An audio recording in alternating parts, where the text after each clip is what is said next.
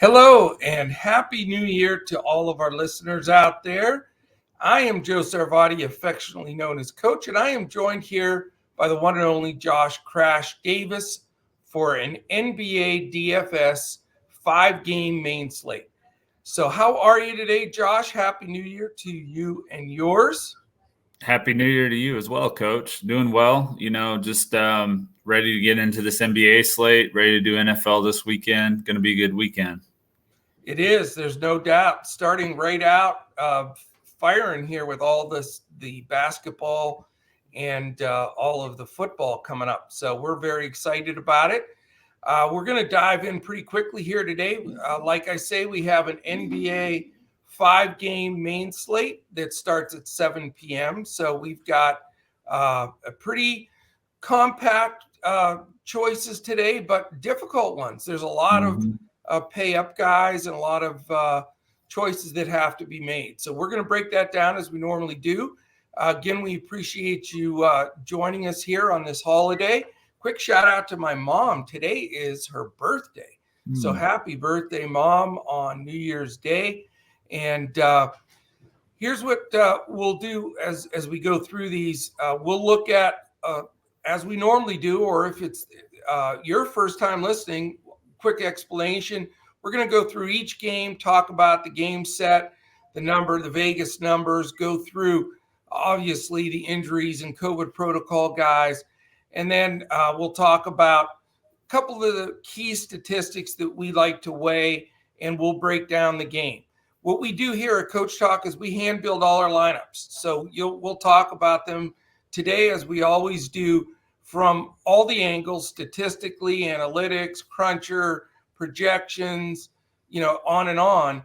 But we'll come down to building that one or two lineups, which will start the process we did last night and this morning in preparation. We've got the podcast, and then the key is joining us in Discord throughout the day, because that's where everything starts coming together and we build those lineups. To do that, you go to dfscoachtalk.com, and that's where you can sign up. We do have a few spots left of those 22 that we offered for the celebration of New Year. $22, you get 2 full weeks, all access, everything we've got here at Coach Talk. So go ahead and jump on there, and we'll fire you into Discord here and have you ready for all of this weekend's action. If you just want to dip your toe in the water, you can do it like that as well. For $10, you get 3 full days. So you'll get all the football and basketball today, tomorrow, and Monday. So that's also a great option. If you're watching on YouTube, quick thumbs up, hit the subscribe button, give us a comment or question. And while you're at it, hit that alert bell button in the upper corner so you know when all of our podcasts post. Okay, Josh, that is out of the way. It's all business now, all NBA. No more messing around. We start off game 1, 7 p.m., Chicago Bulls at the Washington Wizards. Chicago's a 2-point favorite. It's a 218 total, 110 implied for Chicago, 108 for Washington. It is the second night of a back-to-back for Chicago. And it's funny, all 5 games today, Josh, you have one team on the second night of a back-to-back and the other team on an island game. So we have to weigh that accordingly. Right. So again, in this game, Chicago's second night, Washington on an island. Coming into this game, we've got Washington at 18-17, Chicago at an impressive 22-10. We know all the guys that are out as of now. For Chicago, it's Ball, Bradley, Caruso, Ilyasova, McKinney, Simonovic, and Williams. For the Wizards, Bertans, Bryant, Dinwiddie, Hashimura, Harrell, Holiday, Neto, and Wanamaker. So like most of the teams, very impacted here by the whole COVID protocol situation. As far as the statistical glance here, we've got Chicago, the 17th pace team in the league, so a little bit below average. Washington playing very slow at 26th. Defensive-wise, we've got Chicago 10th in the league defensively, so that's led to their good record. Washington has continued to slide. They're down to 23rd. So we've got a couple of things to look at in this game. Josh, how do you see the initial breakdown here? Well, we've got some value, first of all, with Kobe White, with, like you mentioned, Lonzo Ball and Caruso are out. He's been playing pretty well since he's came back, and he's getting good minutes with those guys out. So he's only 4,900 on DraftKings, so that's a really good price for him. Bradley Beal, probably not going to go there, 10-3 on DraftKings. That's a pretty steep price to pay. The Bulls have also allowed the least fantasy points to shooting guards. So not going to go there.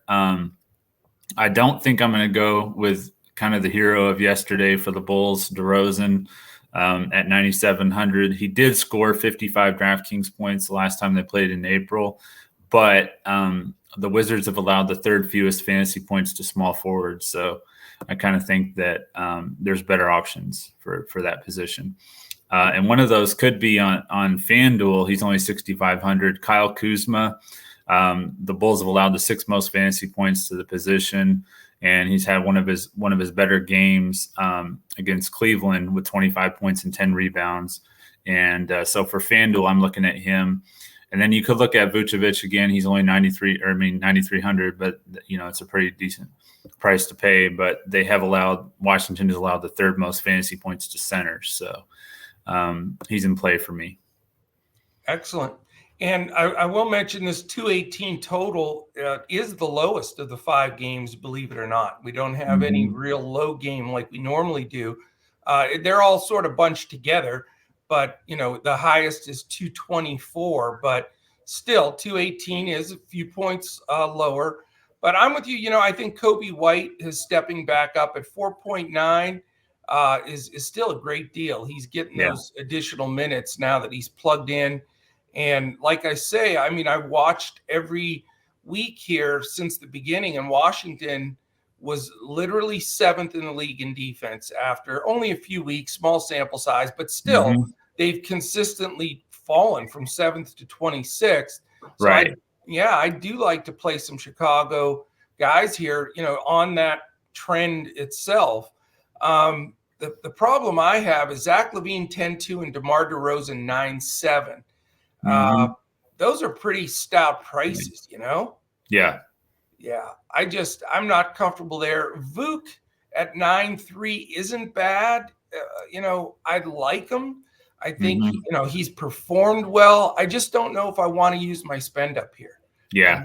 That's my dilemma. Yeah. There's really only him and one other good pay up option at center. So that's kind of why I was considering him if I wanted to pay up.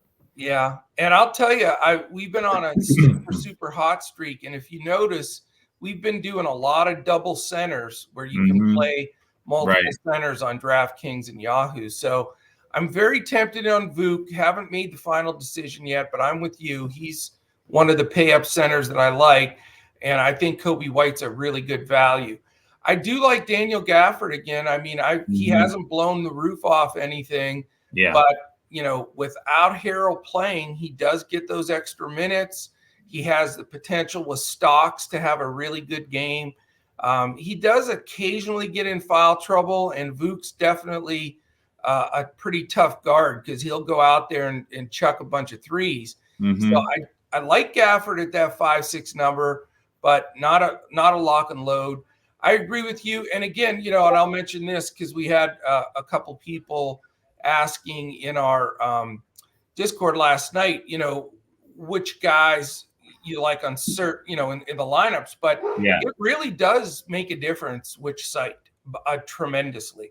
And you brought it up earlier, and you were right. Kyle Kuzma, on DraftKings is just a little bit over the top for me price wise at 7.9, but he's a nice little fit there on FanDuel, at the lower price. So you do have to look at each site individually, and it affects your build dramatically. So don't just, not that, most of you don't know this, but just because you love a guy, tremendously, you got to look at the prices per site, and you may only end up with them on one of the 3, but you have to take that into consideration.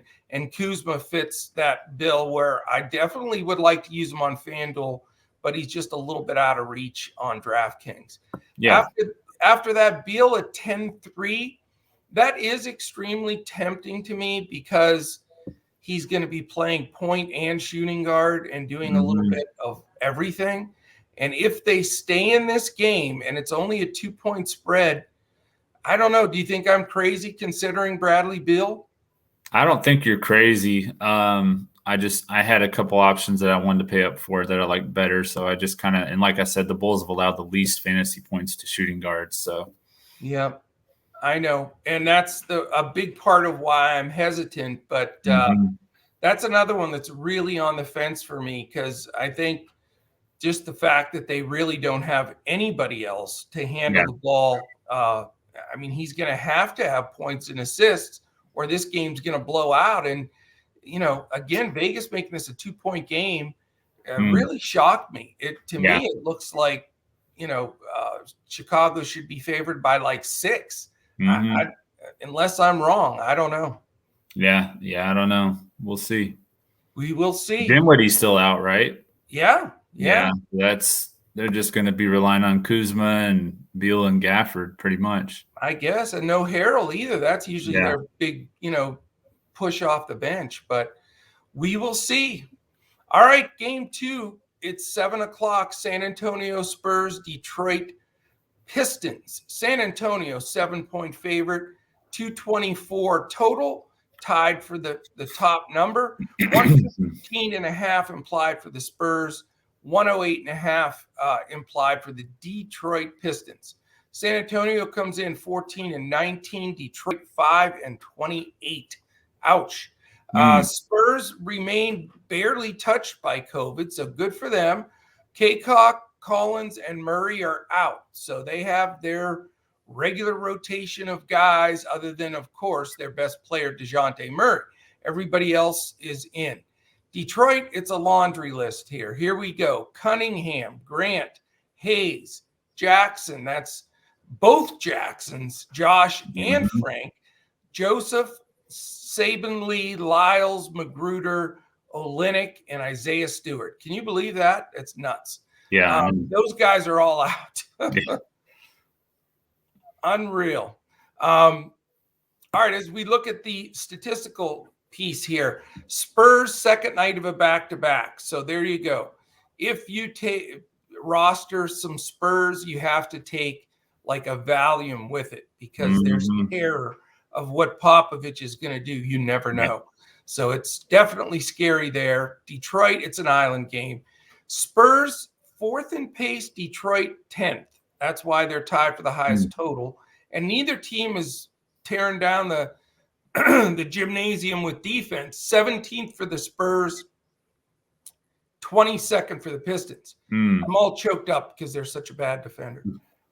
Anyway, good target game here. Lots of interest. I think, we can get a lot of different directions. What are you leaning to here to start off? Well, you got to look at the two Derricks, Derek White and Derek Walton. With Murray out, White's in play for me. He's 7,000 on DraftKings. Derek Walton is 4,500 on both sites. So, with Cunningham and Jackson, as he mentioned, are out. So Derek Walton's in play. San Antonio's allowed the 6th most fantasy points to point guards. I think a lot of people might get into a trap here with Diallo. I think that Sadiq Bey is going to be a better play on FanDuel, at least.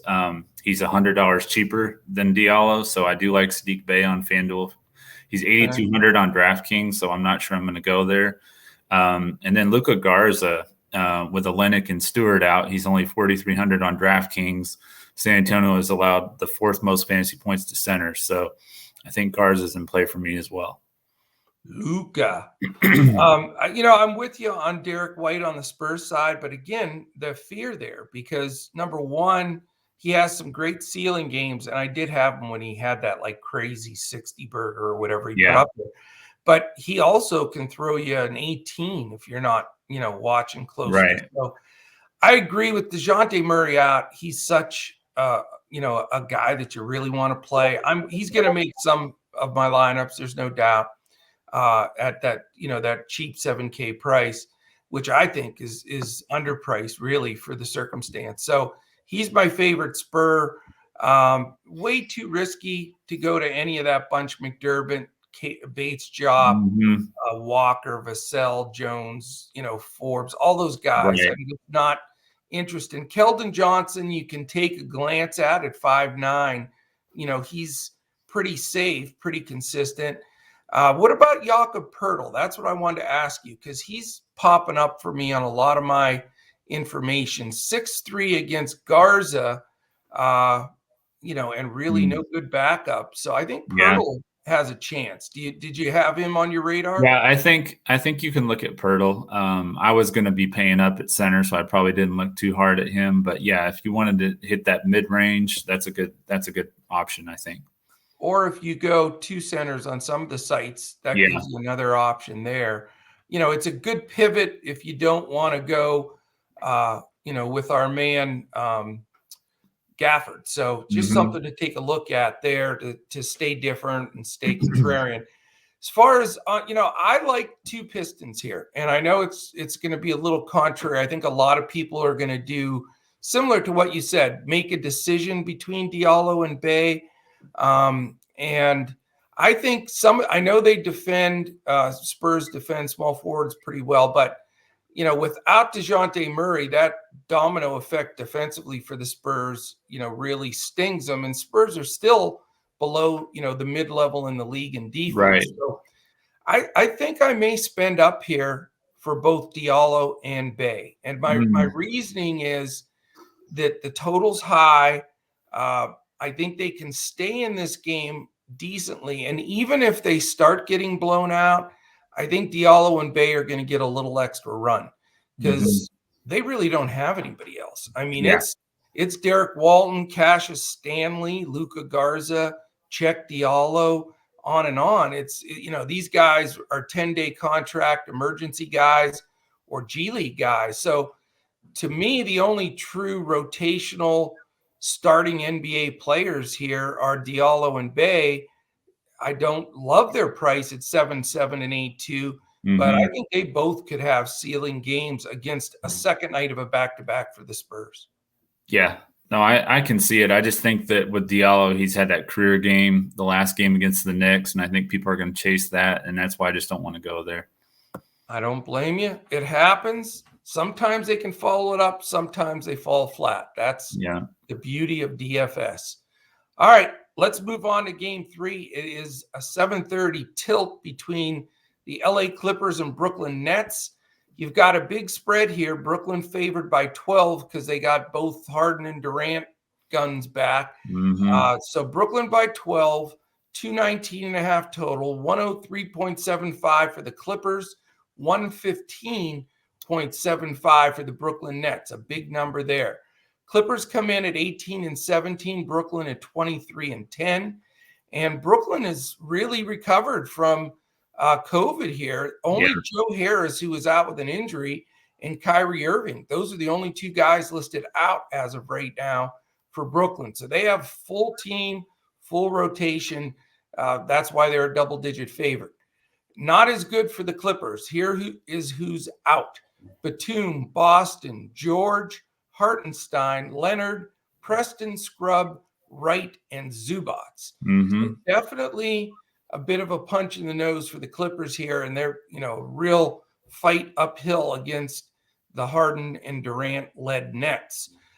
It is also the second night of a back-to-back for the Clippers, and they had to travel to Brooklyn, so that hurts on top of everything else. And Brooklyn's on an island game. So definite fear of blowout here, in my opinion, and we'll see how that's going to affect who we're going to roster. Yeah. Wise, solid, 13th for the Clippers, 7th for Brooklyn. So that's a really good sign. But here's the bad one. 4th for Clippers, 5th for Brooklyn. So you get 2 of the top defensive efficient teams, of the 5 top defensive efficient teams in the league. So that, with the lopsidedness, I'm a little bit worried. What about you?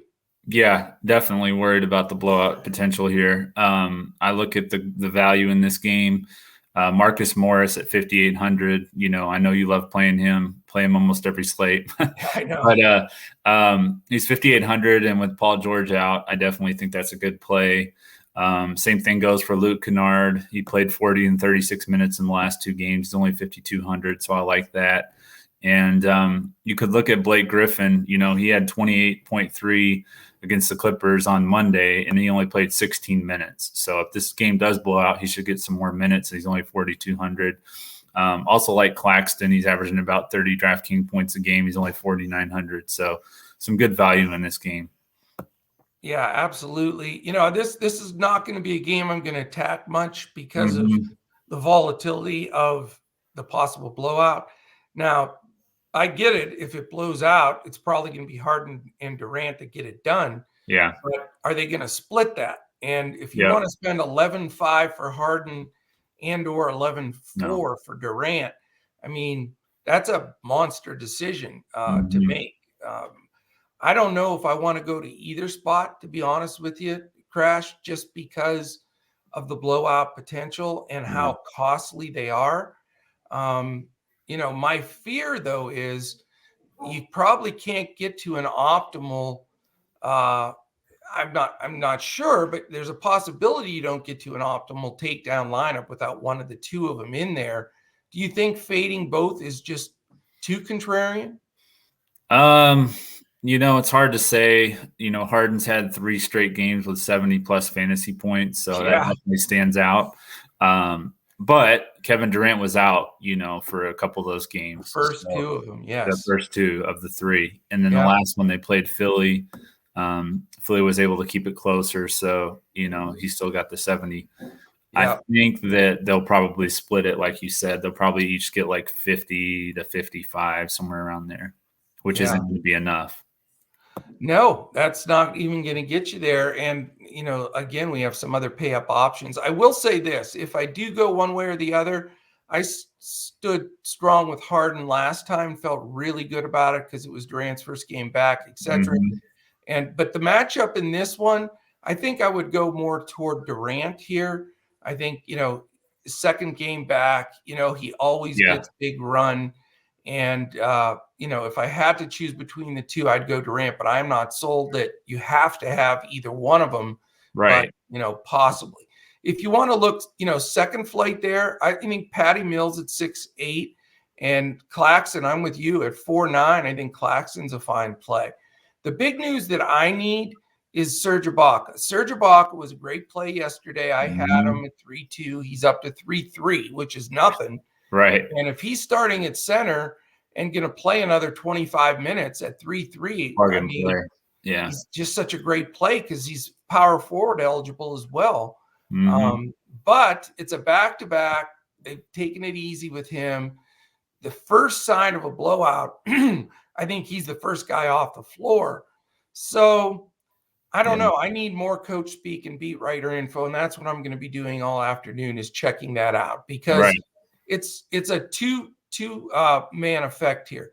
If Ibaka is going to get that mid-level minutes again, I think he's a great play, and I think it hurts Claxton because Ibaka is still a fine defender in the interior, and he's also a very fine, not just defender, but he also can stop stop Claxton on the interior. So so we'll see how that rolls, and we'll follow that news. You're right though, Marcus Morris. I mean, how many games in a row does he have to like lead the team in shot attempts and scoring and still be sub 6K? Right.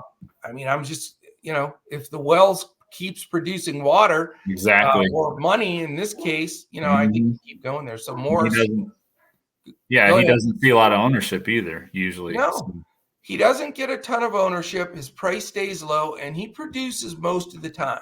So I still like him. He's still in play for me. I agree with you on Kennard as well. At 5'2", he seems to really be the most beneficial guy with Paul George out. So I think he's in play as well. So I do like some guys here. I'm certainly not going to stack the game. Maybe a one-off on each side for me.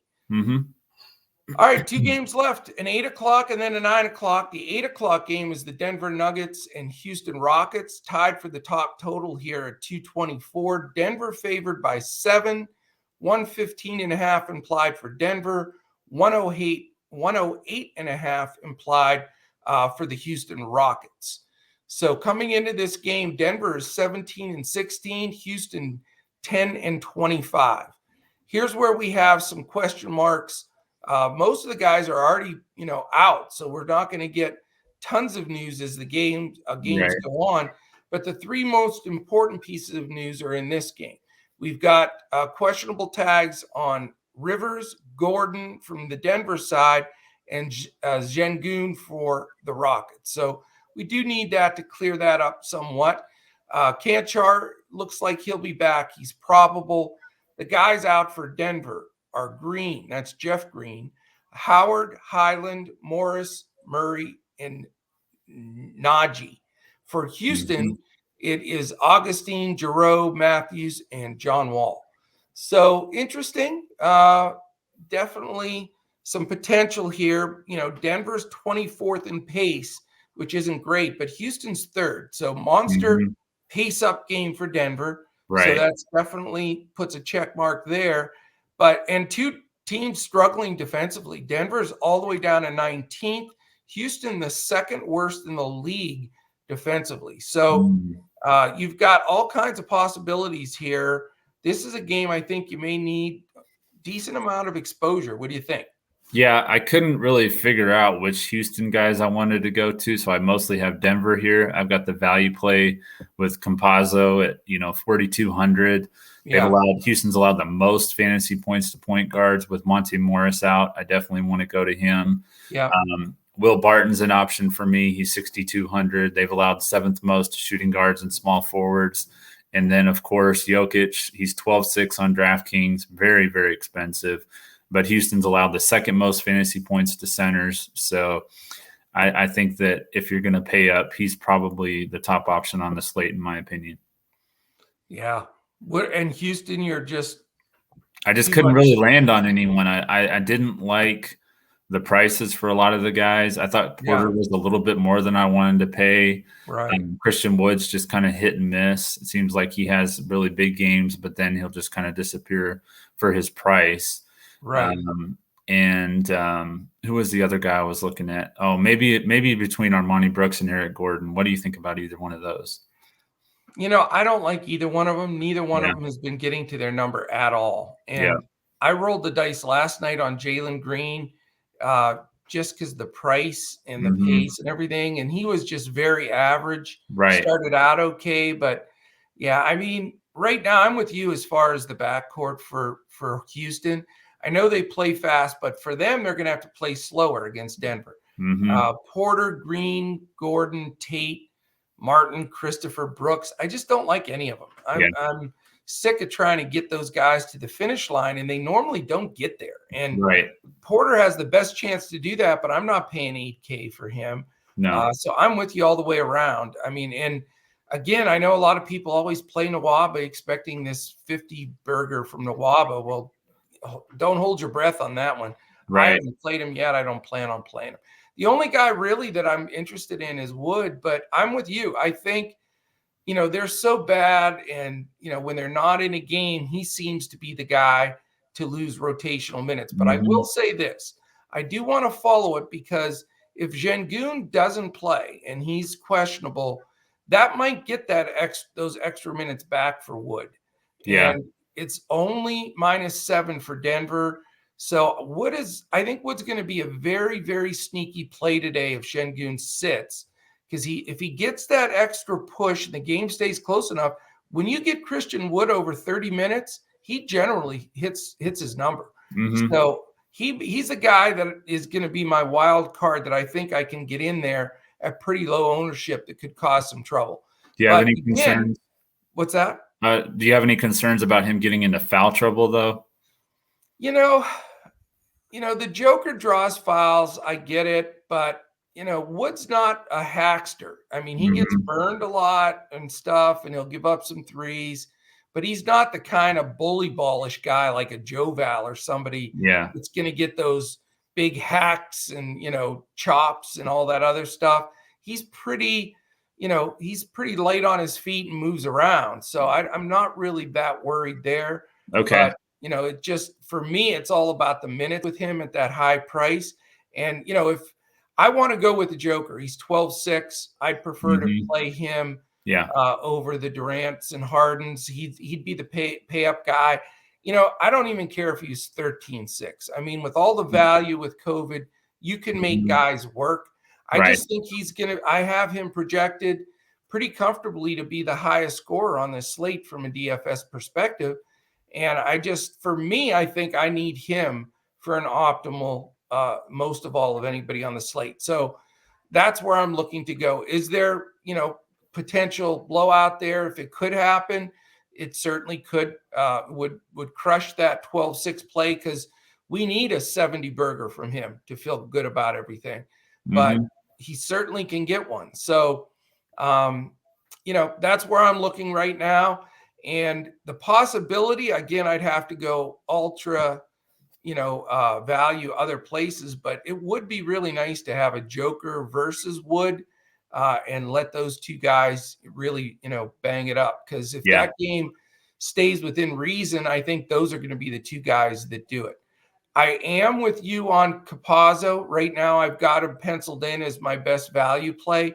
He's only 4-2. We know he can produce. He's going to get the minutes. For sure. Houston's backcourt could not guard you and I if we were playing today. So I do like Campazzo a lot here. I agree with you. If I go more mid-build on Will Barton at 6'2", statistically against the Rockets, that position does well. So he'd be the only other guy that I would be considering. But I do want to know the news of a couple of those guys that are questionable here. All right. You ready for the last game, Game 5? Yep. It is Utah Jazz, a 4.5-point favorite over the Golden State Warriors. Do you ever think they'd be a 4.5-point dog? But they are. It's a 222 total, as I said, 108.75 implied for the Warriors, 113.25 for the Utah Jazz. Great game here, man. Golden State 27-7, Utah 25-9. A lot of people pick this as the conference finals, so we'll see what these two teams have. Injury-wise, Damian Lee is questionable, so that's important for the first guard off the bench. And then the tough part, and the reason they're underdogs, Draymond Green remains out. Yeah. And we know Thompson and Weissman are out.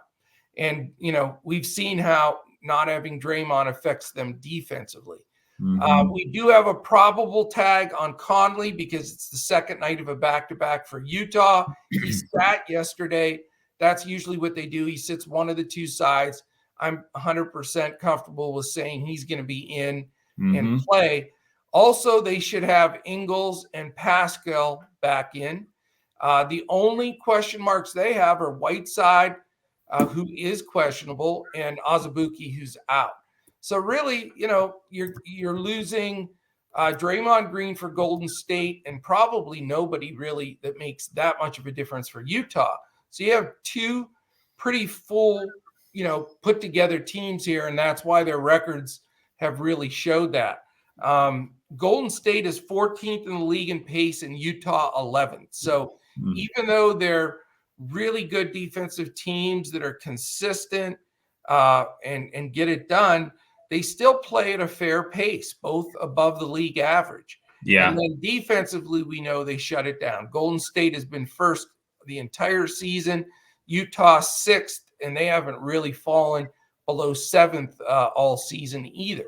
So very interesting here. There's a lot of dynamics. How are you seeing this game initially? As you mentioned, it should be a really good game to watch, as a viewer. But from a fantasy perspective, as good as, these teams are defensively, it's not my favorite. I think that I probably would look at a couple of value plays in Gary Payton II and Bojan Bogdanovic for Utah. I do like him. And with Draymond out, you could look at Rudy Gobert at 3,000 cheaper than Jokic, as a pivot to Jokic. But Yeah, not really my favorite game as far as the fantasy perspective goes. We're on the same page, man. This is a game I'm going to watch, and I look forward to seeing some great basketball, but I'm going to have very little exposure. And I Yeah. know our members get all, freaked out. Oh, gosh, no exposure in the late game. And I say it all the time, but for people that are new, I don't care what time the game is. I don't care if they all play at 2:00 this afternoon or every one of them plays at midnight. I Mm-hmm. don't pay attention to the game times because I understand you want to have guys and you want to, as the night goes and Right. such, but I just am from the school of thought that really should not matter. And if this game was the first game of the night, people wouldn't have a heart attack by passing most of the guys here. But, I just don't see a lot of, good exposure. I think if I had to go anywhere, and I may need it value wise, I think you can glance at Juan Toscano Anderson at 3.7 Mm. or even an Otto Porter at 5.2, which is a little too high. Just somewhere where you can get some really solid value. Yeah.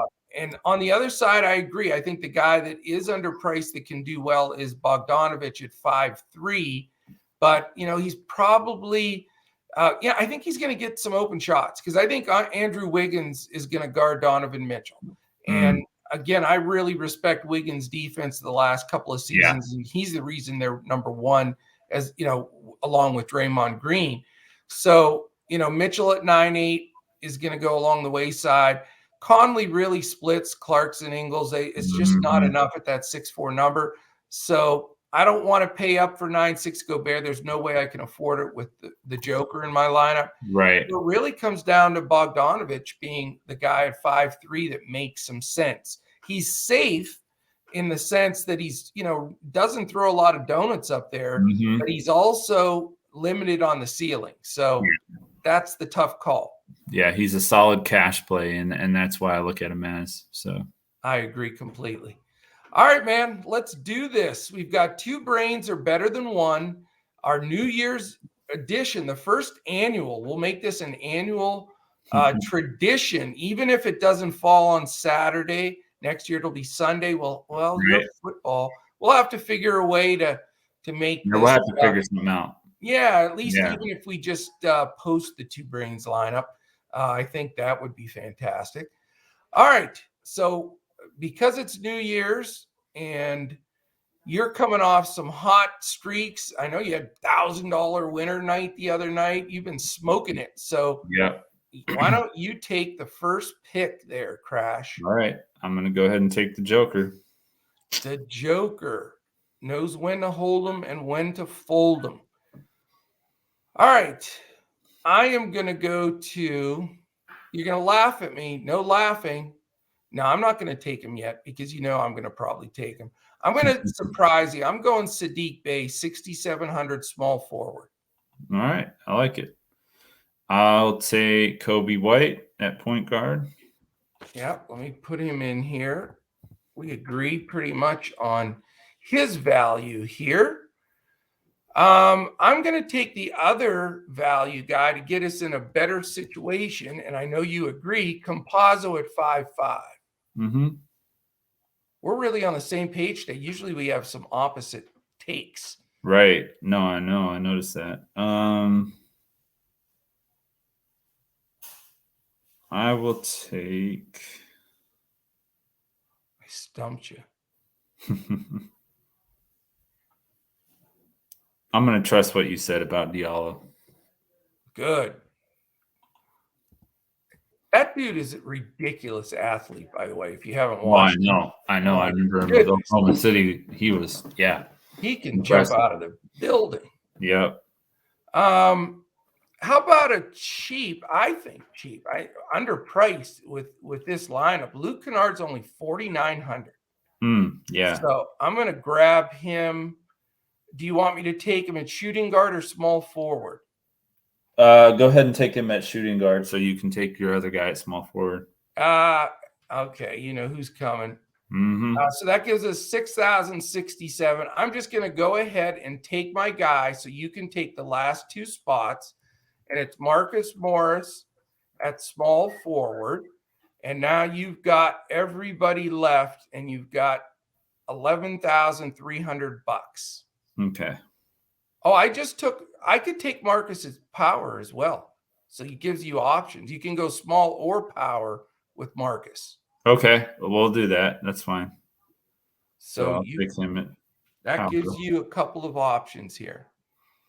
I'll take Kuzma at 65.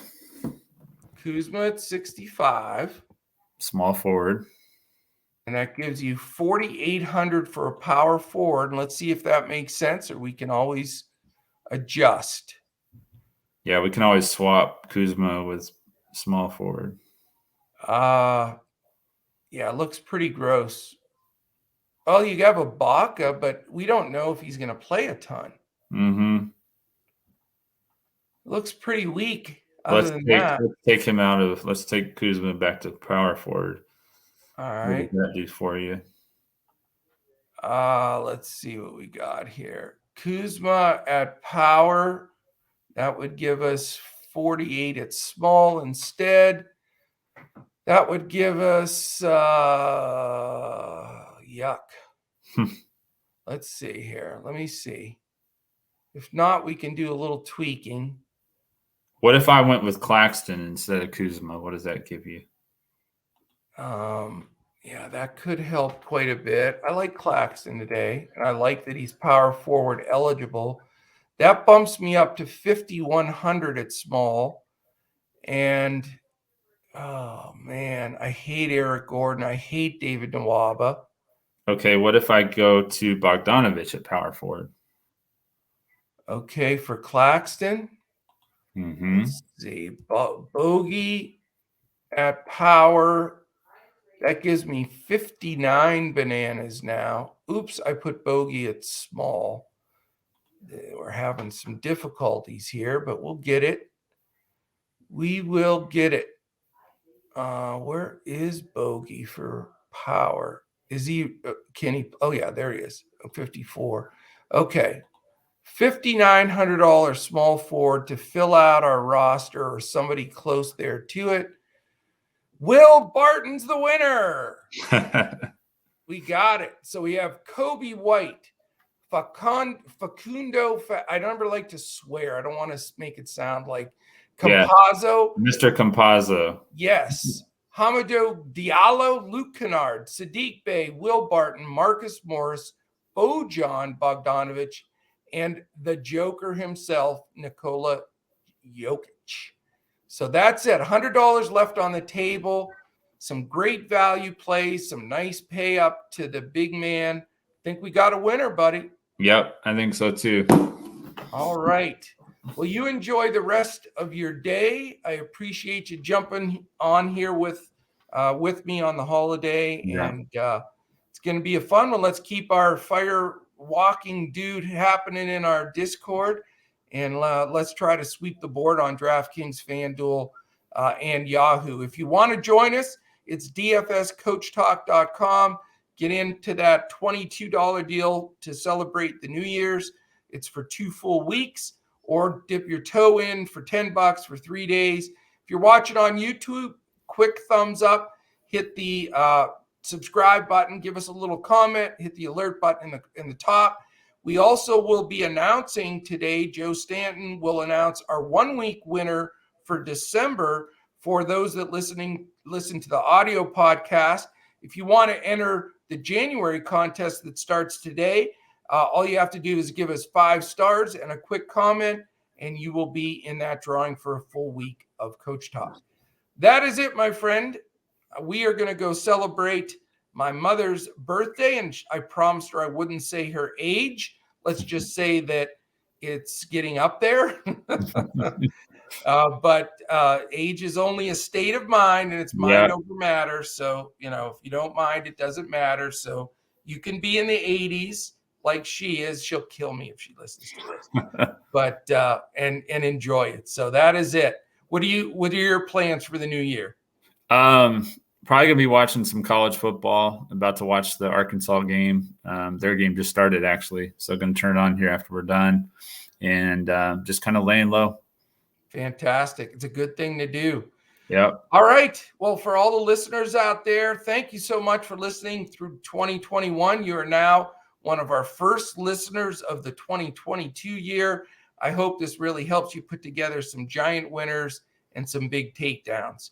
I will be back tomorrow. By the way, it is a nice 7-game Sunday slate. So I'll have all the NBA information up there. And then our trio of Andrew, Crash, and Omaha Joe will be supplying all the football. And so it's going to be a massively busy, exciting day for us tomorrow as well. Yep. So, all right, man. Thanks again. And everybody out there, have a great day. Happy New Year. Be safe. And we'll catch you again tomorrow when we look to crush it in DFS.